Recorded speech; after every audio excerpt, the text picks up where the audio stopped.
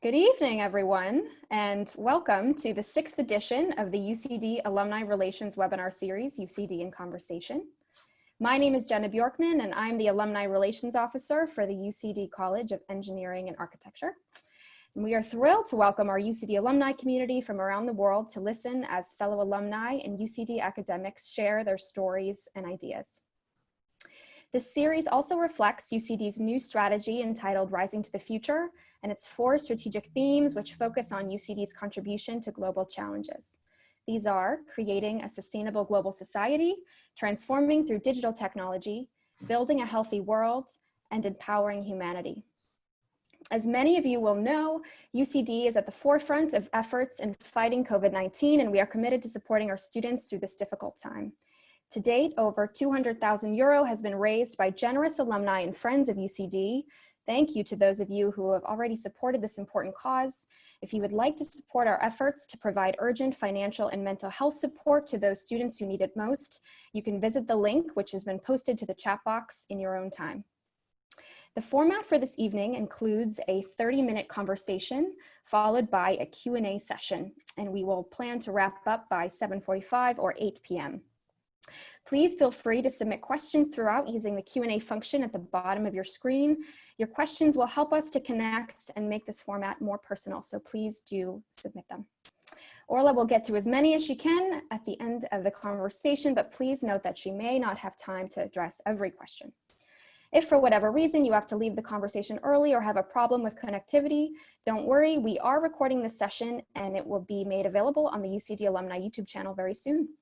And so now, without further ado, I will hand over to Professor Orla Feely, Vice President for Research, Innovation and Impact, and Professor of Electronic Engineering at University College Dublin, who is joined in conversation with Sir Ciarán Devane, Chairman of the Health Service Executive, Chief Executive of the British Council, alumnus of UCD Engineering, and friend of UCD.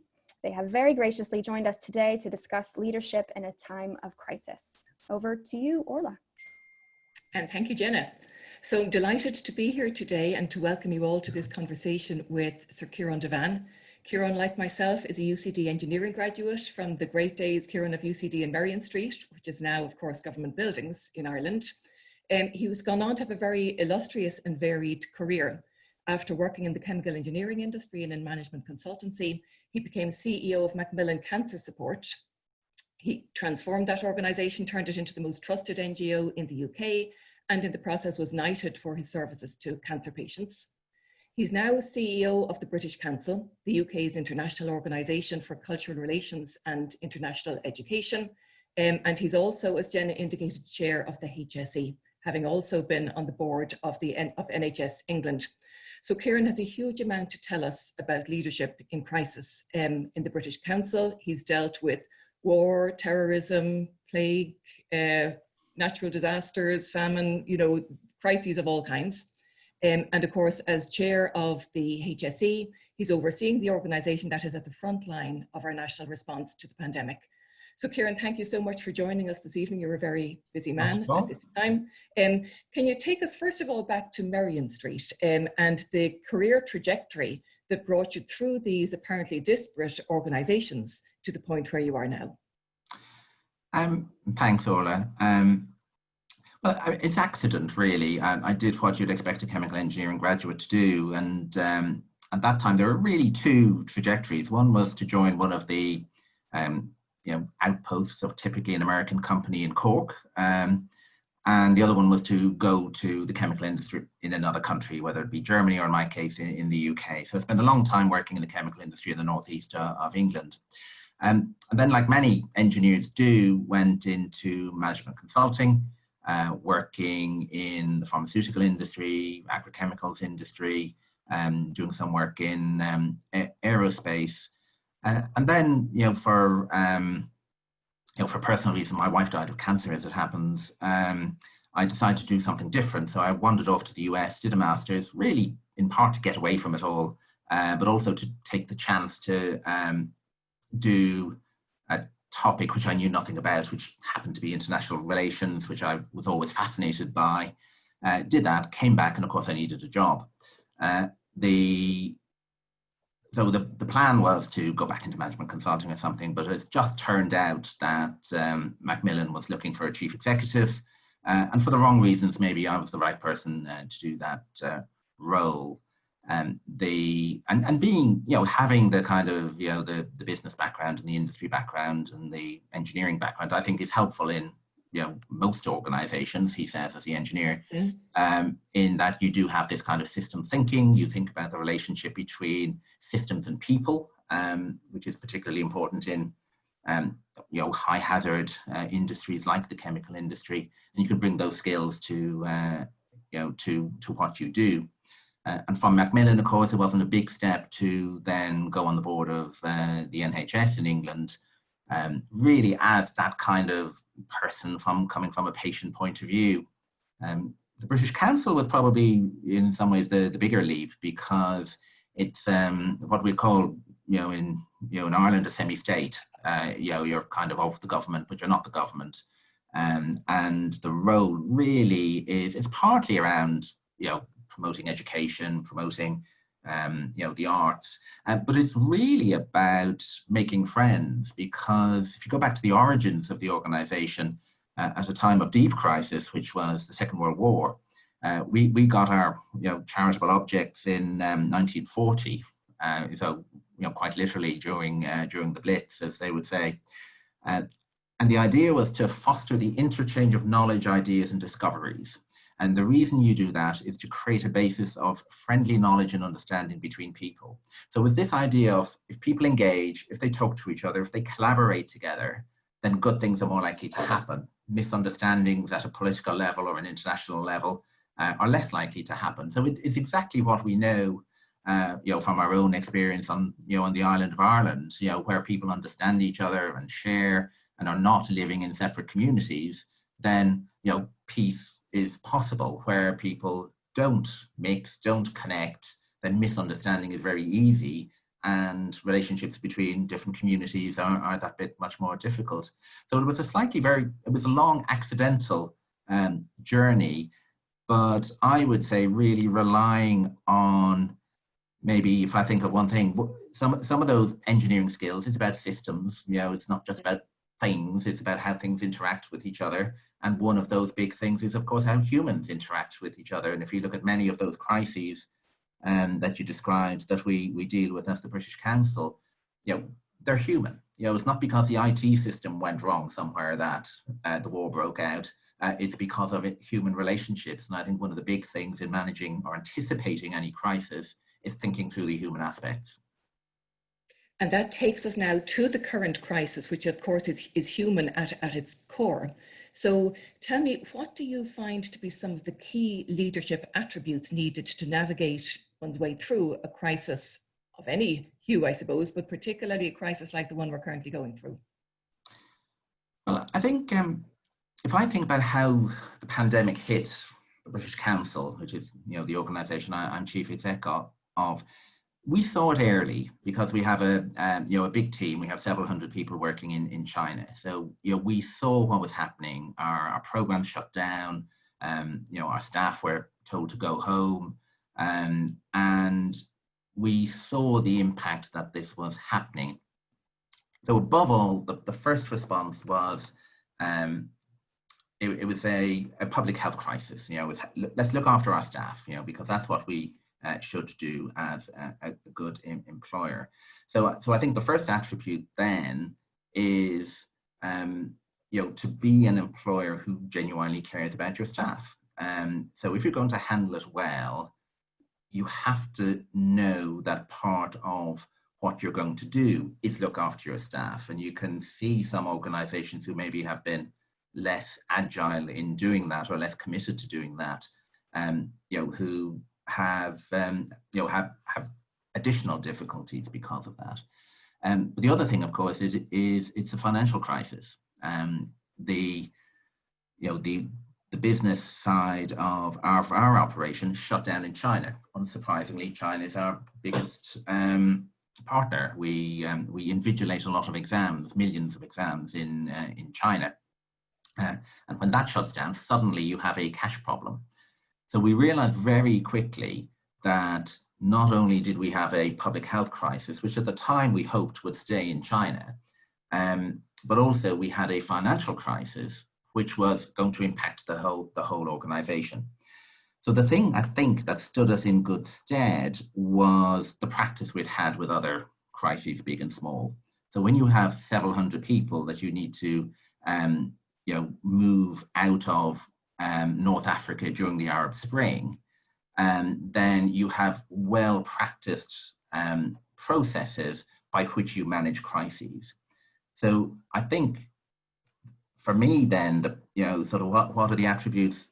There's something about resilience, there's something about empathy for your staff, there's something about having practiced, you need to role play some of this stuff.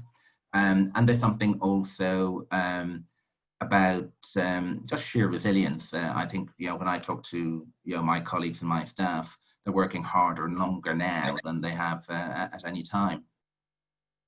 And I suppose it's implicit in what you're saying about empathy for your staff. Communication is another huge skill that is necessary at this time from a leader. Yeah, I think comms needs to be honest. It needs to be direct.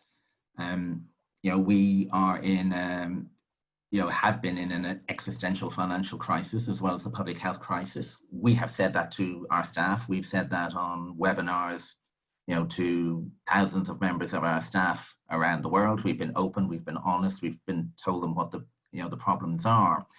And because that's what helps people, first of all, know what's going on. And at a human level, then, out of respect to our staff, they have a right to know that there is an issue which will impact them potentially, because why would you hide it from them? It doesn't feel that would be consistent with our values, one of which happens to be the word integrity.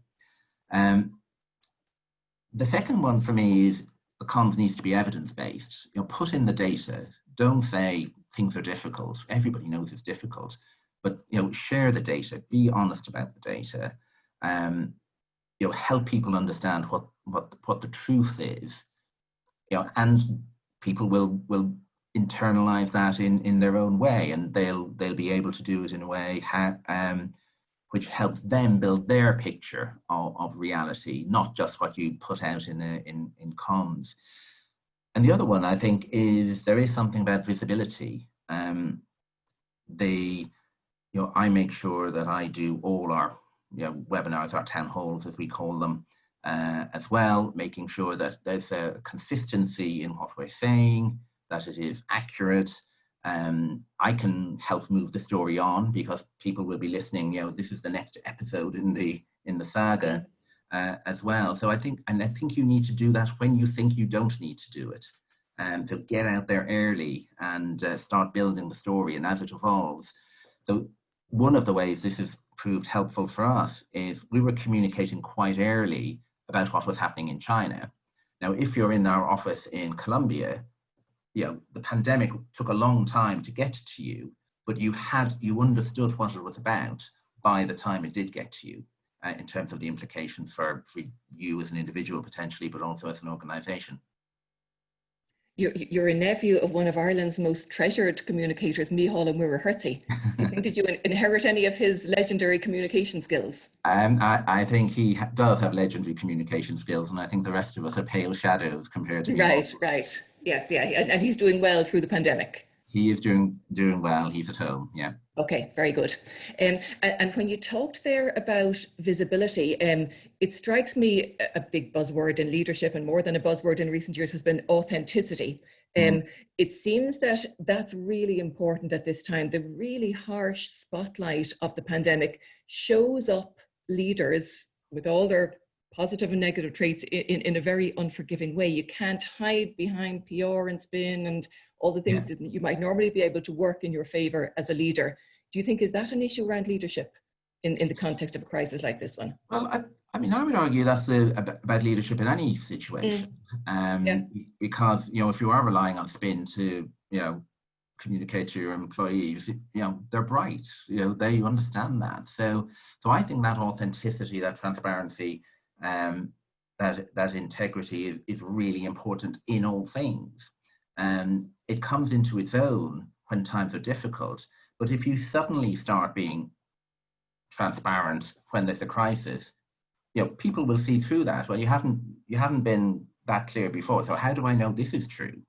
And so I think there's a lot in handling a crisis, which is about what you did before there was a crisis. Whether it is about leadership style, whether it is about practicing how to respond in a crisis. And if I can give you an example, we have what we call, we run what a bronze, silver, gold model of crisis management. So we have bronze teams, as they're called, in each country around the world. And they are handling the local crisis and the local issues. We have a silver team, which is global, which is working across countries, which makes sure that some of the things which were learned in how we handled the crisis in China are documented, put on a checklist, shared with the other countries. It's the integration layer. And then the third level is the corporate global layer, which is at this top level, which is saying, right, now what are the big strategic issues we're dealing with? And it's because we were able to spot the financial crisis developing along with the public health crisis in China, and we knew the implications that we just kicked that model in place very quickly. But we had practiced it. We had run simulations over the last couple of years, not about a pandemic as it happened to be about a gas explosion. The first time, second time was a terrorist attack.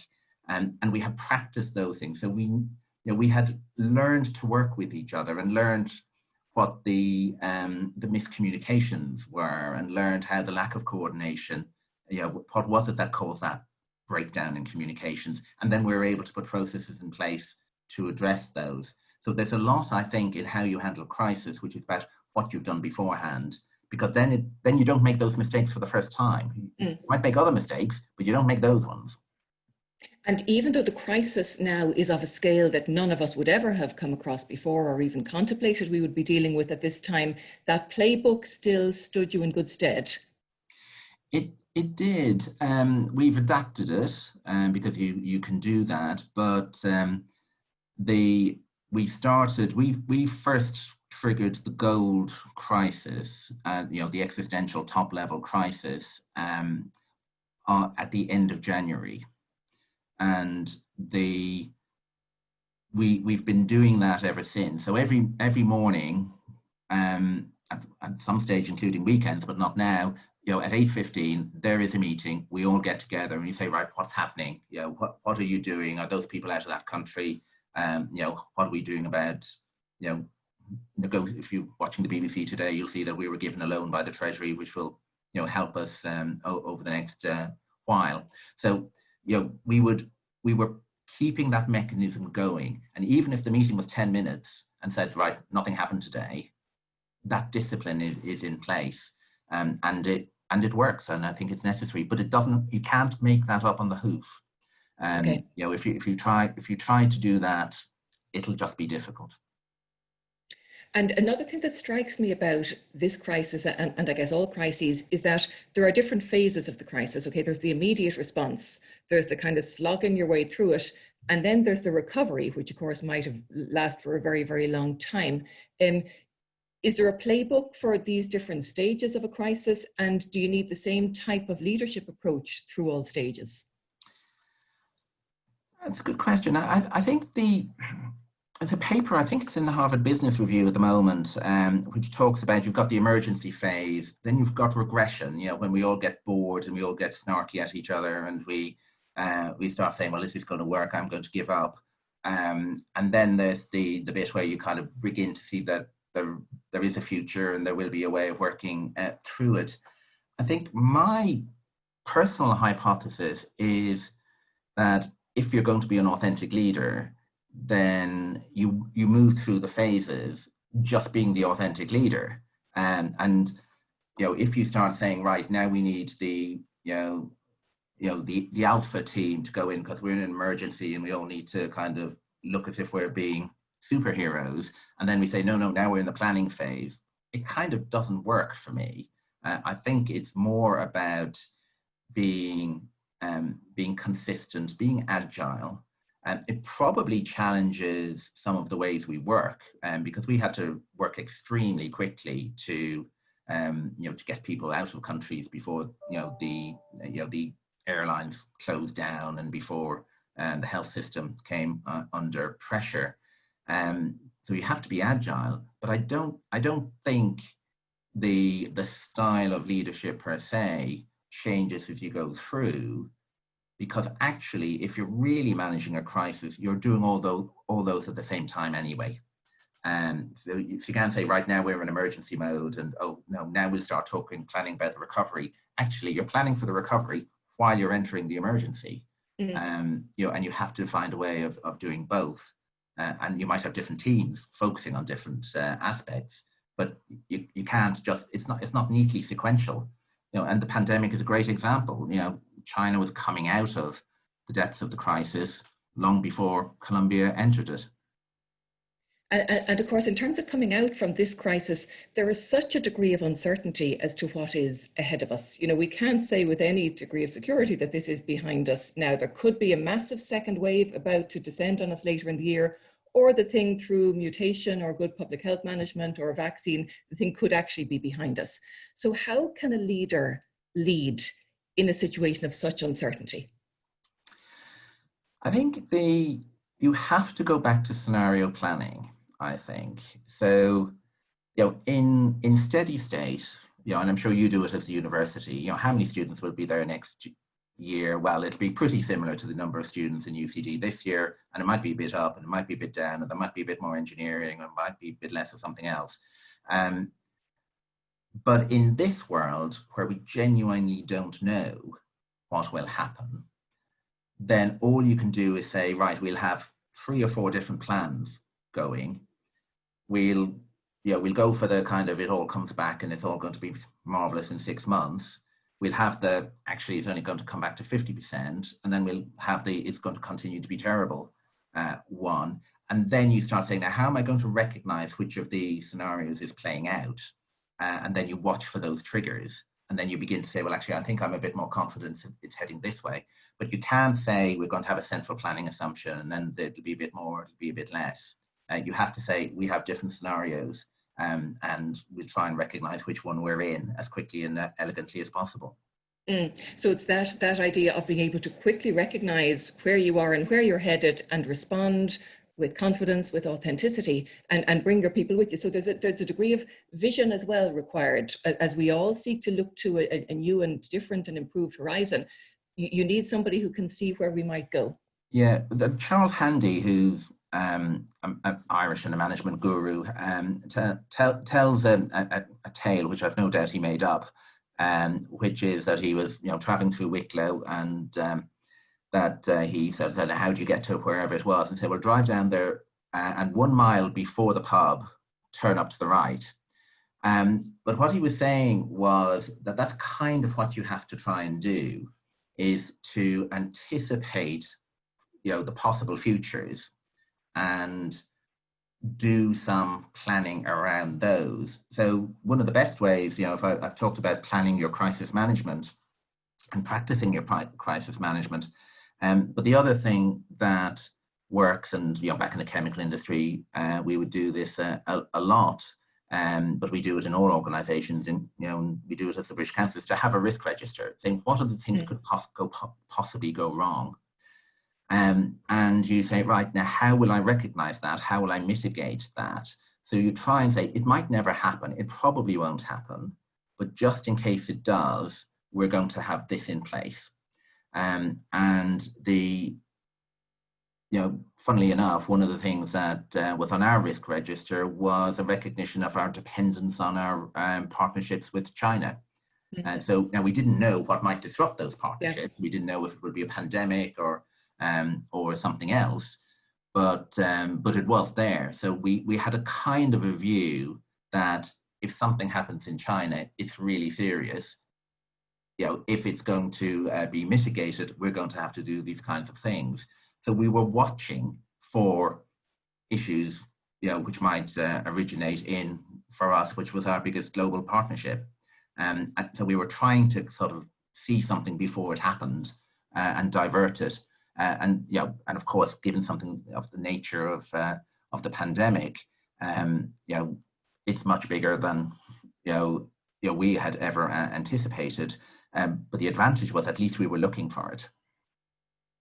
And how do you think, because the corporate world, risk registers have been a part of the corporate world for quite a while now, corporate governance in all organizations of significant scale. How do you think the body, corporate or institutions more generally, have responded in this case? Have risk registers worked? Have people been able to adapt in an agile fashion to this unprecedented situation? I suspect the answer to that is mostly yes.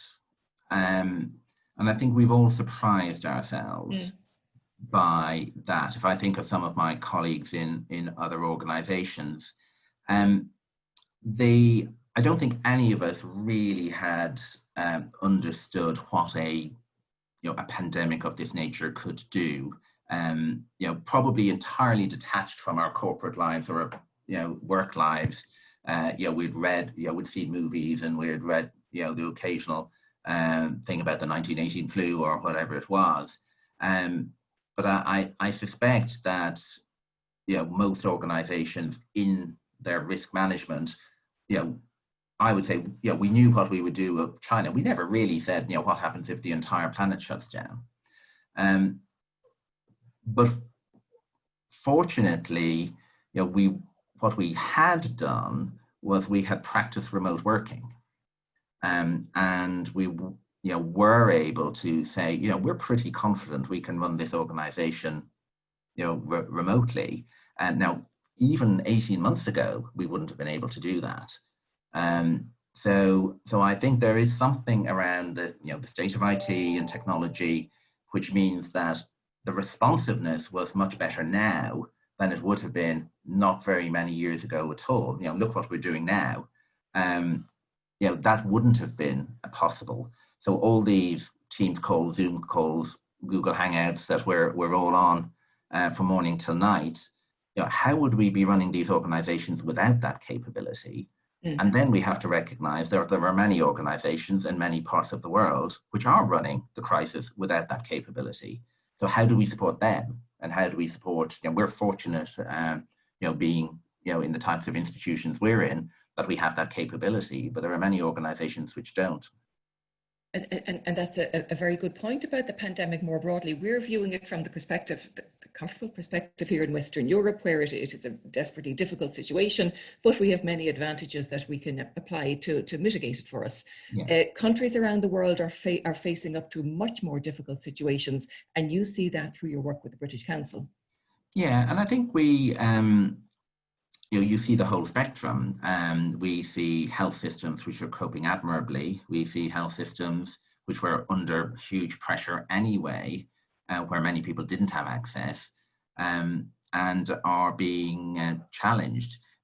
We've been talking to a number of colleagues around the network who are living in cities with very high levels of poverty and real abject poverty, and trying to say, well, what can we do to make sure that our employees who don't get to sit in a nice room like this and work from a desk, but are still trying to do their jobs, sitting on a floor, sharing a very small house in 2 hours away from where they would normally be.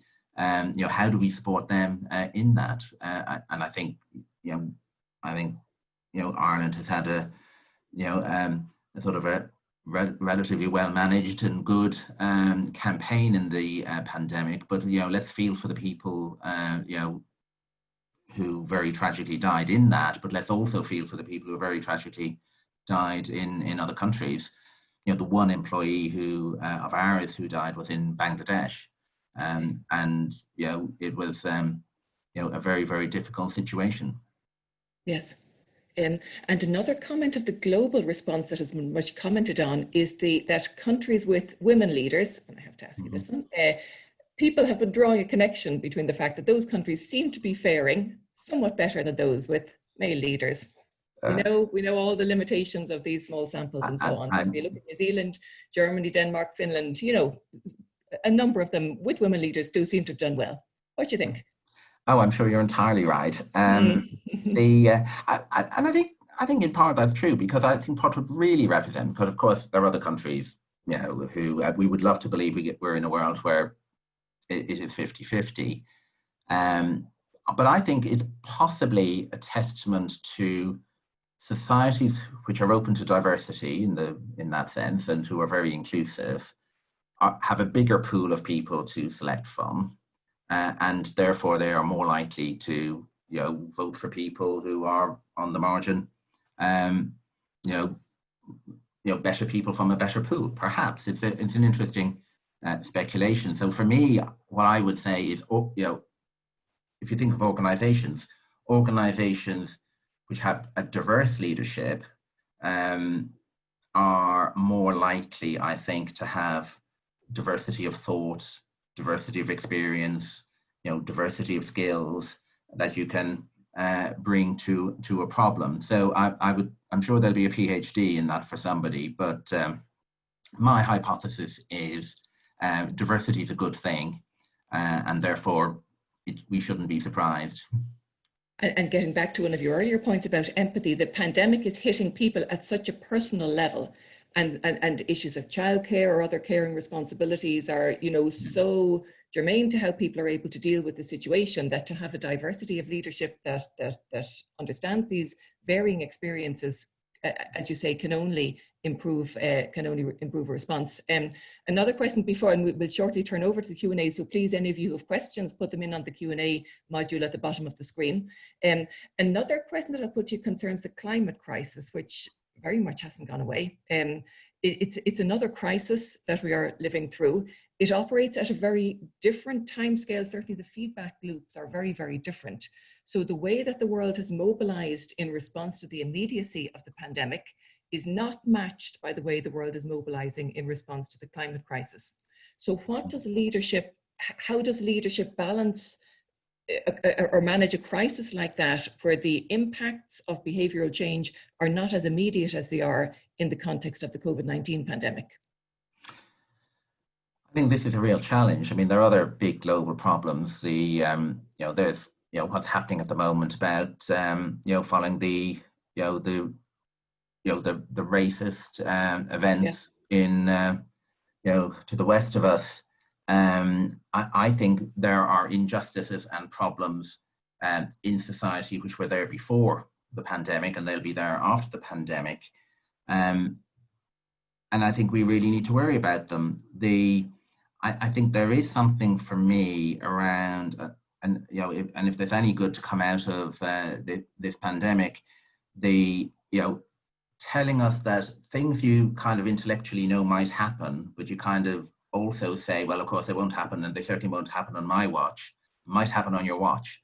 And I think if we can find a way of translating that lesson into things like climate change and say, look, we can all magically hope that this won't be a problem for the next 50 years, and that we won't be around to see the consequences. But actually, we have a duty, but also who says it's going to be 50 years? It might be 5.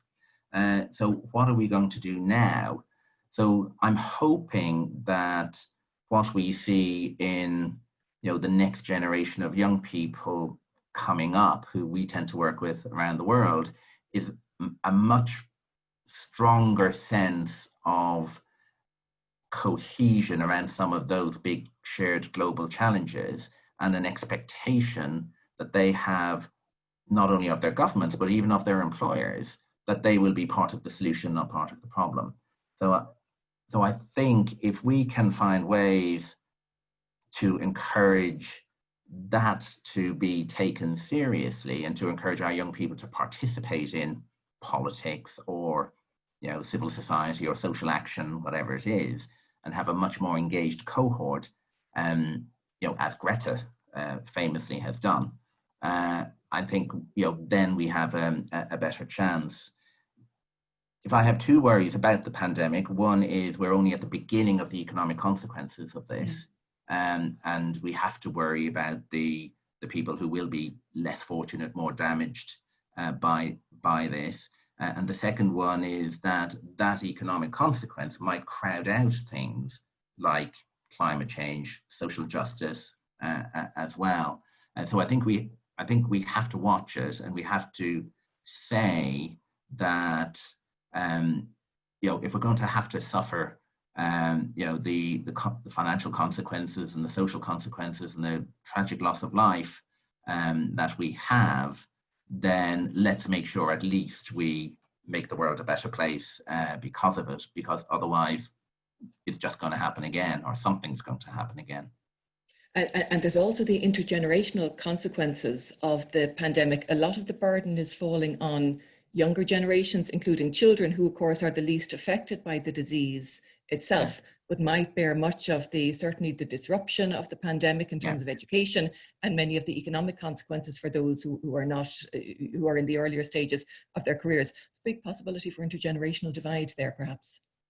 Yeah, and I think we need to be acutely aware of that, and you can see that in various countries around the world, that the economic consequences, the job losses, will be the group in the middle. The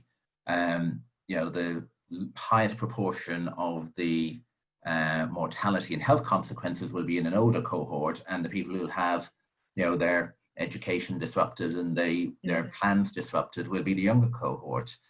So this really is something which is impacting the whole of humanity. Yes. Now let's see the questions coming in. Here's a nice one for you. How do you stay motivated and positive during this period? It's a really, really important topic. The well-being of people who are whether it's me, this is week 11, I think, in the house, but what about, other members of staff as well? What we try and do is, first of all, encourage our staff to make sure that there is some social interaction, available, organized, and that they check up on, colleagues who might be on maternity leave, who might otherwise sort of not have people checking in on them as well. So I think we actively have to make sure we support people to have some social contact. We get some of it, on Zoom or whatever through work, some of it on Zoom with families, but actually taking some time to have, and the China team, go back to them, that we learned so much from. They were having sort of, tea and cake, and they would say, right, the next Zoom call isn't going to be about work, it's going to be about tea and cake. Let's all take an hour to stop. So building some of that in. The other one is, I think, as human beings, we are resilient in a crisis, by and large. We have to do things which reinforce that, support people to be resilient as well, because it is hard on many people, and when you're in a kind of a deep financial crisis, and you've got public health worries, and you've got everything else that normally goes on as well. And I think we support each other in that, and it's the only way, because if you try and kind of carry it all yourself, it's hard on people, and I would say it's hard on as an individual as well. Yeah. Here's a very interesting question from Lusaka. How can we harness the world's energy dealing with COVID-19 to deal more adequately with malaria, which is a far bigger killer globally, but mostly in the southern hemisphere? Yeah, I think public health will be very different at the end of this. I think, while there is a lot of progress being made in some of the big public health topics, I think organizations like the WHO will come out of this stronger. I know other people think it might be damaged by it. I don't. I think come out stronger. I think we will recognize the advantage of early action on some of the things which we were kind of just managing previously as society. And I think there will be one of the important things which isn't really talked about a lot is the level of global collaboration on trying to find the vaccines and the treatments. And I think there will be partnerships developed Gavi writ large, which will stand us in good stead for other things. It's back to, if some good is going to come out of all of this, why wouldn't we preserve some of those important things and apply them to other things like malaria? And a somewhat related question here about the good that might come out of this. We've got somebody giving the example of air pollution. There are people who found that they're not using their inhaler at all during this lockdown. Is there any way we could continue the benefits while still ending the lockdown? Yeah, I think we see it in some cities, and I know it's happening in Dublin, it's happening here in London as well, and I'm sure elsewhere where local authorities are taking the opportunity to pedestrianize, to try and encourage that, and to encourage more walking, cycling, wherever. I would love to believe that is true. We do see that. If you look at industry in China, industry is ramping back up.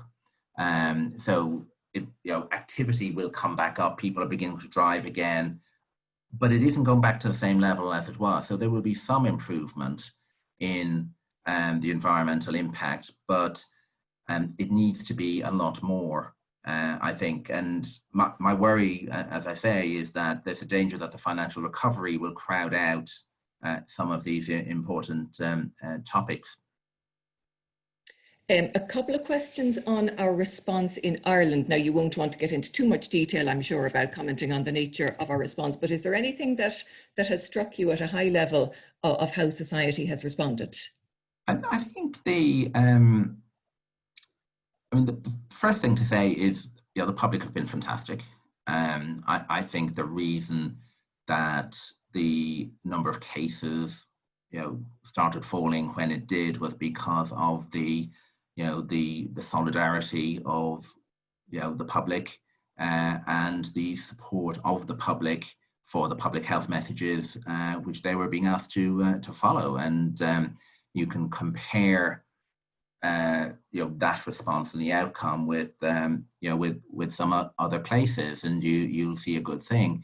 The second high level one is the brilliance and the flexibility and the innovation shown by the staff of the HSE, the staff of other partners that we work with as well, and innovating very, very quickly to make sure that the many thousands of people who did get the virus had the best possible treatment, and it didn't overwhelm the system, and that people got the best possible care. And the tragedy of the 1,650 or so people who have died, we mustn't forget that. And we must say, each of those is a tragedy. It's a personal tragedy. It's a family tragedy. It's a tragedy for society as well. But the two overriding things for me was the clarity of the public health messages. I think they were clear. They were well communicated by many parties, and the public response and the innovation, which the care system in its widest sense, and I think we as a society should be quite proud of that.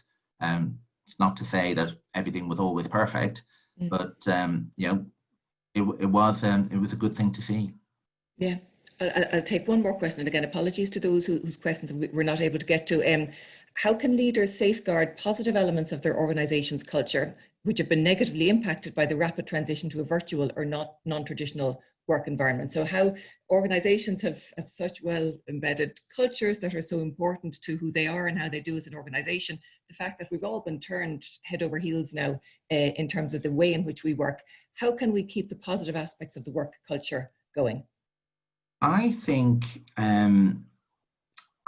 when we get back to being able to go into the office or the laboratory or the shop or whatever it is, that we will be hungry for that kind of social interaction as well, and that cultural thing that we get from unity, that we get from being part of a an organization or a club or a team, however one wants to describe it.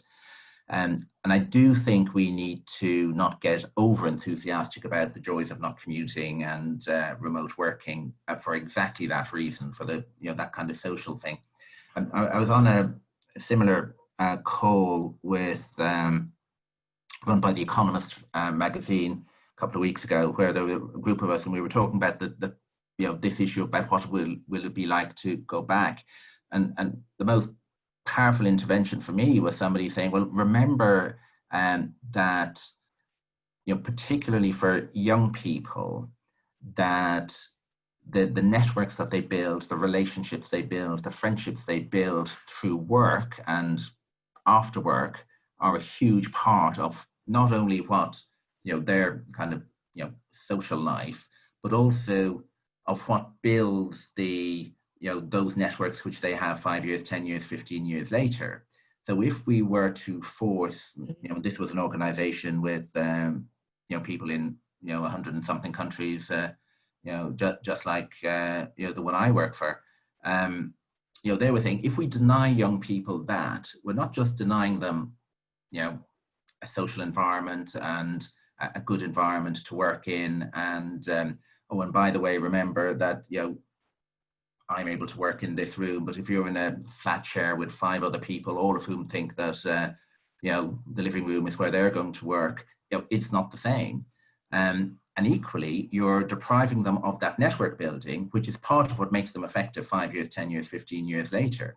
So I think this thing around saying what are the positive attributes of the culture of work that we used to have, which are different to the ones that we're operating in, at least for the moment. If we don't understand what they are, we might damage them. And it won't be people like the chief executive who are damaged by it. It'll be the graduate entrant or the mid-career manager or whoever who will be damaged by it. So I think we need to think about this really seriously and make sure that we don't get over enthusiastic about the joys of remote working.